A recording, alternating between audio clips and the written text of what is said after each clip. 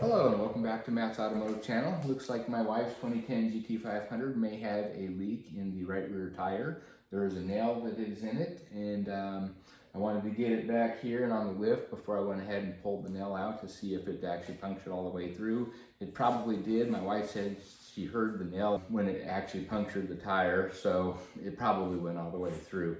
So anyway, I'm gonna go ahead and use the Harbor Freight tire changer to dismount the tire and fix it. So in order to fix this tire, if it leaks, but I'm sure it will, I'm gonna go ahead and use the Harbor Freight tire changer along with this Lucid Adapter. And before anyone makes comments on this, I've had other comments from previous videos using this. And some of the comments say that, yeah, this is expensive, you'll never save money doing this, the way that I do it takes too long. But bear in mind, I'm not doing this necessarily to save money. As with most DIYers, they just enjoy doing things themselves, understanding how things work, and being independent and not having to rely on other people. And that's the category that I fall into. And the other reason I'm using this adapter here is to not damage the wheel. A lot of the newer cars, they come with alloy wheels. It's kind of a soft metal, they're very easy to damage. So this is an attempt here not to damage the wheel. That's the most important thing to me, and that's the whole purpose of this. So it's not to make things quicker, it's not to do it cheaper, it's to prevent damage to the wheel. So anyway, with that being said, let's go ahead and get the car up on the lift and we'll pull the nail out and see if we have a leak. So let's go ahead and try to pull this nail out and see if we have a leak.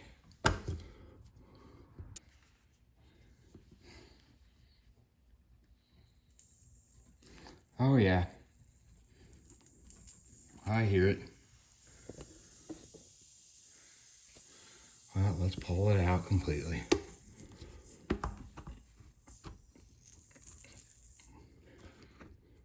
Oh boy, that's a long one.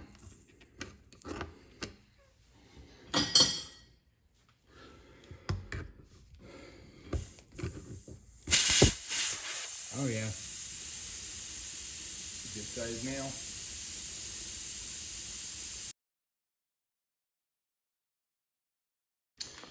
Now we go ahead and knock the center cap out.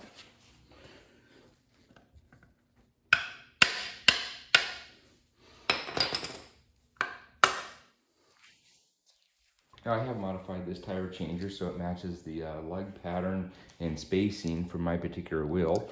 And so I went ahead and put a couple holes here. I found that hold the wheel down better than the little adjustable movable pin here that the tire changer comes. This way I can use some wheel studs. This is out of another car.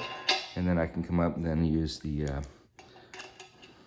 original lug nut here to hold the wheel down. I found that just works better. First thing we need to do is break the bead, and so as to not damage the wheel, I'll put a towel down so there's no metal contact.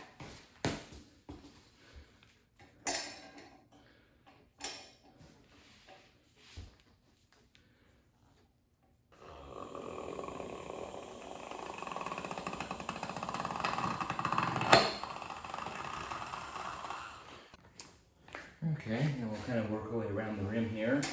We will have to be real careful when we get to the valve because there is a tire pressure monitor in here that we do not want to damage.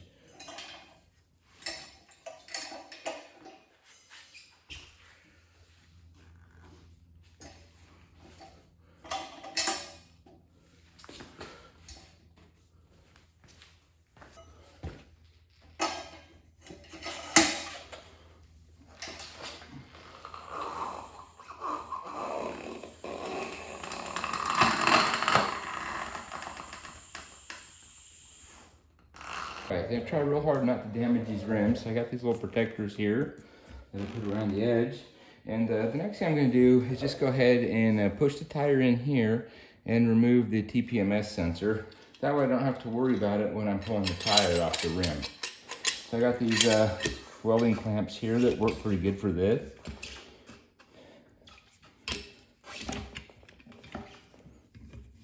This will just recess the tire enough to where I can get access to the TPMS sensor. And you can see it right here. So that'll give us good enough access here to loosen this screw here and pull the sensor out. This particular one here was a Torx T10. So now they got it fully unscrewed, we'll just go ahead and remove the sensor. Now, if you're real comfortable doing this and have experience, you don't need to do this. You can obviously work your way around it. It's just that I'm not that well versed at it yet, and I didn't want to risk damaging this thing. So anyway, just being extra cautious here, not necessary. Okay, now we can go ahead and continue and break the bead on the other side.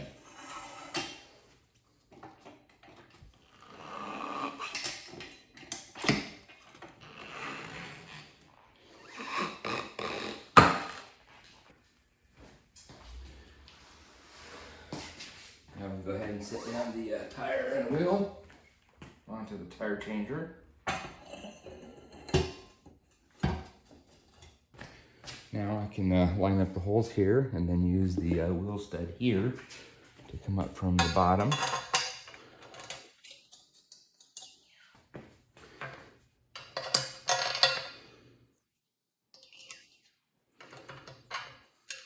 Then I'll go ahead and tighten this down. Now with the wheel fastened down, we can go ahead and take the valve stem out.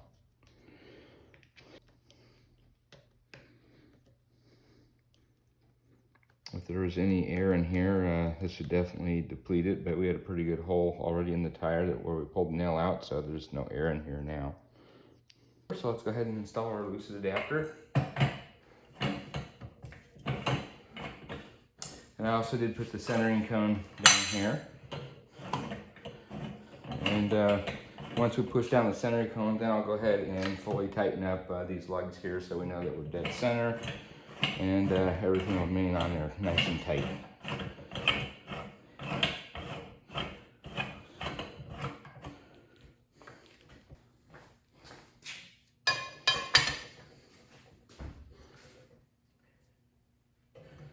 Okay, that's down there solid.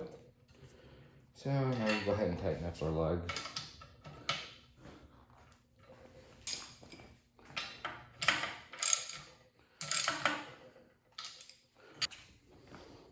Okay, let's go ahead and adjust our duck bill here. Get it down over the lip, and then firmly up against the wheel there. Then we'll tighten these down. There we go. The next order of business is to lube up the rim of the tire here. And we got this Glide tire mounting compound here. Or paste. Tire mounting paste, and make sure that we get around here. This will definitely ease in the removal of the tire. All right, let's go ahead and give her a go.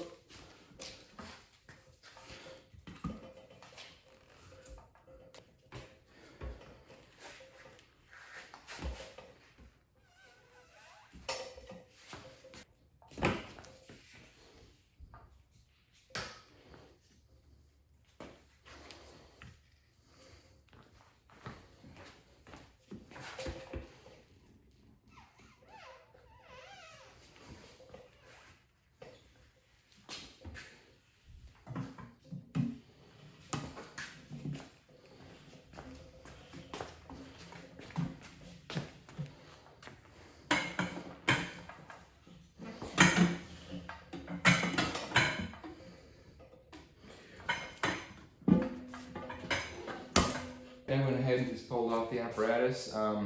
Oftentimes, if the tire's not too low of a profile, you can just pull it off without the adapter, which I think is actually easier. The only trick is to lube up the rim.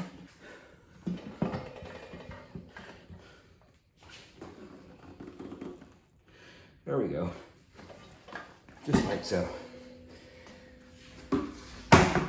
I forgot to mention, but when I pulled the nail out and before I pulled the wheel off the car, I did go ahead and mark the point where the nail had punctured the tire. So that way we can easily find it. And if we rotate the tire, actually it's pretty obvious. It came through right here. So this is the area that we need to prepare to patch.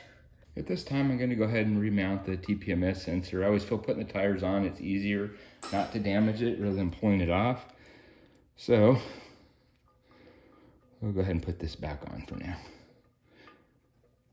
And again, this is a Torx T10.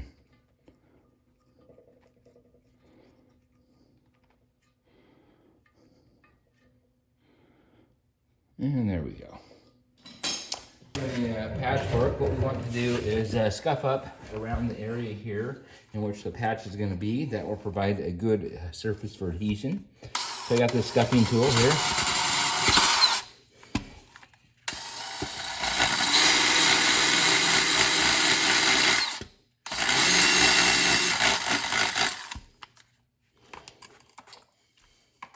Then we'll go ahead and vacuum this debris out. We don't want any of those rubber shavings in the patch.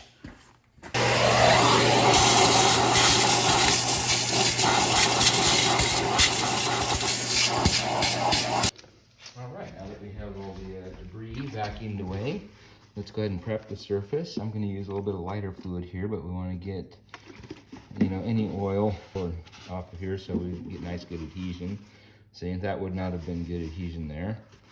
So let's just work really well here. Okay, now we can use our vulcanizing cement here. And so I'll go ahead and apply a little bit here to the area.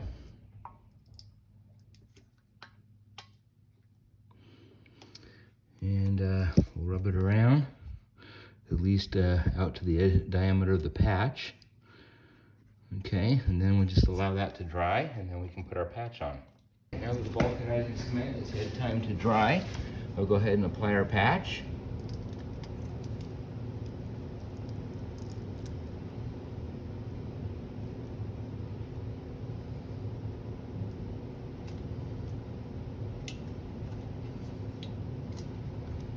And we'll use the stitcher.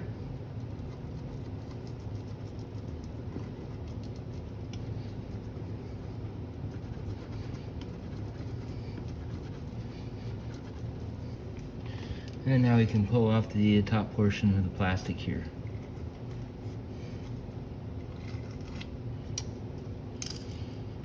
And there we go, there's our patch. Now we can remount the tire. Now before remounting the tire, I feel like it's always a good idea to clean up the edge of the inner portion of the wheel here where the bead is, where it has to seal really well. Because I can feel little protrusions here and little chunks of rubber and tire. So anyway, let's go ahead and clean this area up. And we'll do it on both sides. Now I would only use plastic to do this, but see there's little ridges here, and you can see that just comes up, and that's not going to help the seal. So we'll get all that off before remounting the tire. And this is just one other reason I like to do this stuff myself. Obviously, you're not going to get this kind of attention to detail at a tire shop. They're trying to do these as quickly as possible. Whereas, you do it yourself, you got the time.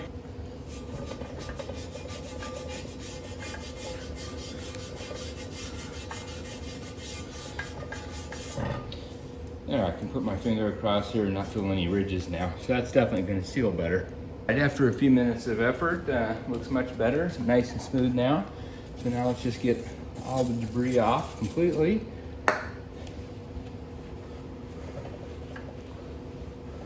All right, let's go ahead and remount our repaired tire. And again, we're going to use some lube to do this. Right here, it says outside. So this must go on the outside. So we're going to lube up the inside first, and then we'll slide it over our wheel.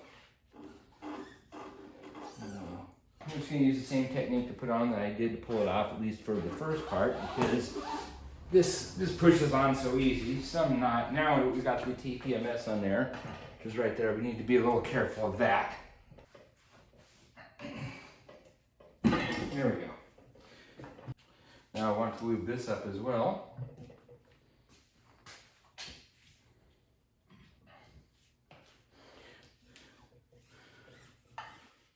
Let's go ahead and get our adapter on.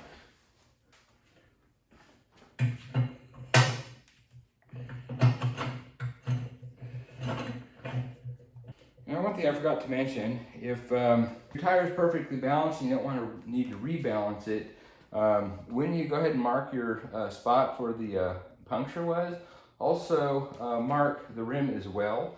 That way you can put it on, you know, orientate this thing so it's on in the exact same position, and then you won't have to rebalance, because, you know, the tire isn't perfect. The weight distribution around the tire isn't perfect, neither is the wheel. So if that's going to be a concern for you, go ahead and do it. I have a balancer here, and I'll check the balance once I put it back on. I probably should have done that. That would have eliminated that step. Now we've got it all set up here. We'll go ahead and tighten her up. All right, the way you want this set up is you want the front portion, or the tail portion of the duck, to have the tire right above the wheel, and then the head underneath, so it'll push it along. So it's kind of crossed at this point, and you always want to turn it in a counterclockwise direction. All right, let's hit it with a little bit more lube. Lube is very important. Makes the process so much easier.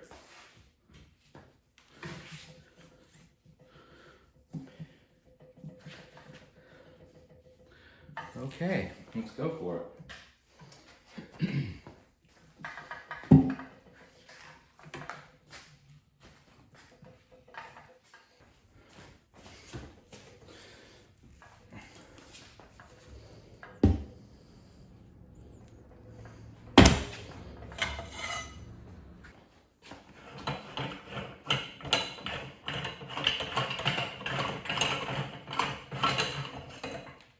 Now the tire's mounted again, we can go ahead and put our Schrader valve back in.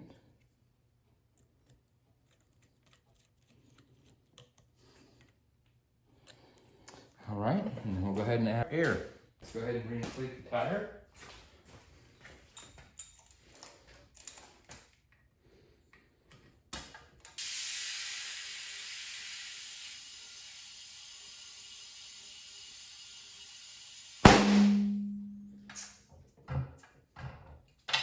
Now we go ahead and take the wheel off, the changer.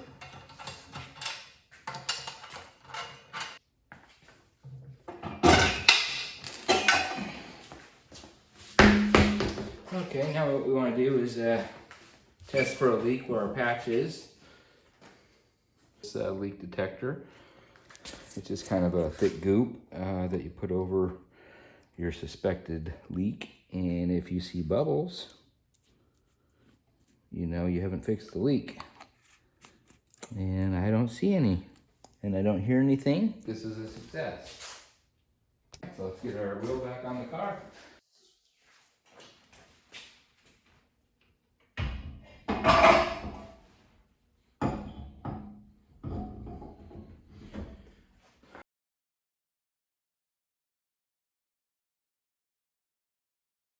And now we can put our wheel cap back on.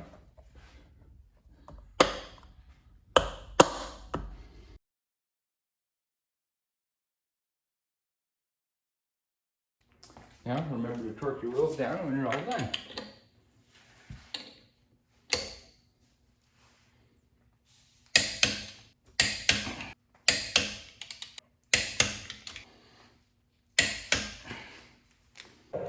Well, everything went as planned. We will keep our eye on the rear tire here for the next few days, just to make sure that we don't have some kind of small leak. But other than that, I think everything was a success. I'll catch you on the next video. Bye-bye.